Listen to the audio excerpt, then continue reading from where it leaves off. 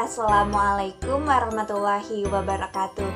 Perkenalkan, nama saya Intan Lugina Lestari Dewi dari kelas Akuntansi Syariah 1C akan memaparkan tentang macam-macam tasawuf.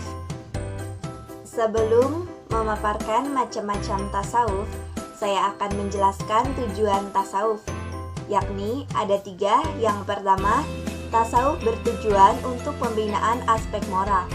Aspek ini meliputi mewujudkan kestabilan jiwa yang berkeseimbangan, penguasaan dan pengendalian hawa nafsu, sehingga manusia konsisten dan komitmen hanya pada keseluruhan moral. Yang kedua, tasawuf bertujuan untuk ma'rifatullah melalui penyingkapan langsung atau metode al-kasyaf al-hijab.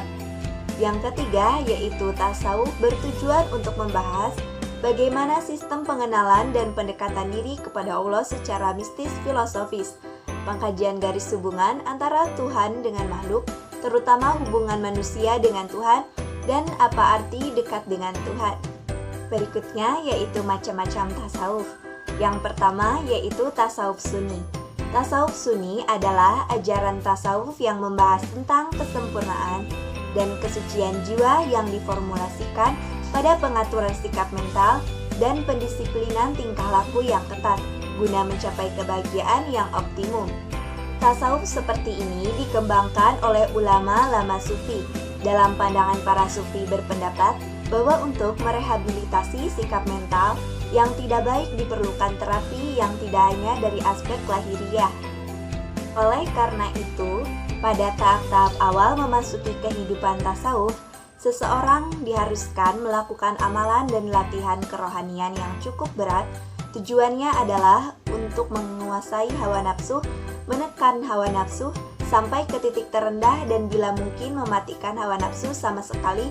Oleh karena itu, dalam tasawuf sunni mempunyai tahap sistem pembinaan akhlak.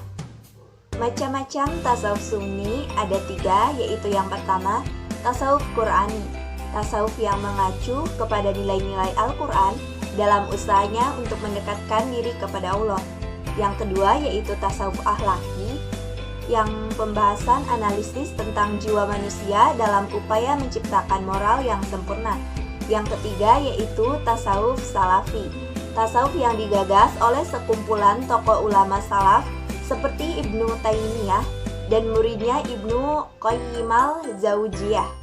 Selain tasawuf sunni, ada juga tasawuf falsafi, yaitu tasawuf yang ajaran-ajarannya memadukan antara visi intuitif dan visi rasional.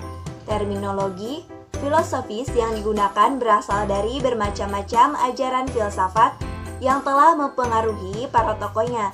Namun orisinalitasnya sebagai tasawuf tetap tidak hilang. Walaupun demikian, tasawuf filosofis tidak bisa dipandang sebagai filsafat karena ajaran dan metodenya didasarkan pada dasar zauq dan tidak pula bisa dikategorikan pada tasawuf yang murni karena sering diungkapkan dengan bahasa filsafat.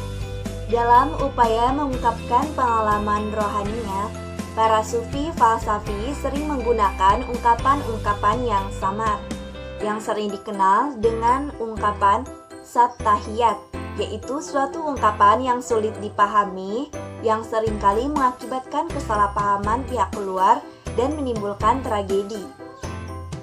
Yang terakhir yaitu ada tasawuf Syi'i. Kaum Syiah yaitu merupakan golongan yang dinisbatkan kepada pengikut Ali bin Abi Thalib. Dalam sejarahnya, setelah perang Siffin, orang-orang pendukung fanatik Ali memisahkan diri dan banyak berdiam di daratan Persia. Dan di Persia inilah kontak budaya antara Islam dan Yunani telah berjalan sebelum dinasti Islam berkuasa di sini. Paham tasawuf Syi'i beranggapan bahwa manusia dapat meninggal dengan Tuhannya karena kesamaan esensi antara keduanya. Menurut Ibnu Khaldun yang dikutip oleh Tafzani melihat kedekatan antara tasawuf falsafi dan tasawuf Syi'i. Syi'i memiliki pandangan hulul atau ketuhanan iman-iman mereka. Menurut kedua kelompok itu mempunyai 2 kesamaan. Itulah macam-macam tasawuf yang telah saya paparkan. Kurang lebihnya mohon maaf. Terima kasih. Wabillahi taufiq wal hidayah. Waridha wa inayah. Wassalamualaikum warahmatullahi wabarakatuh.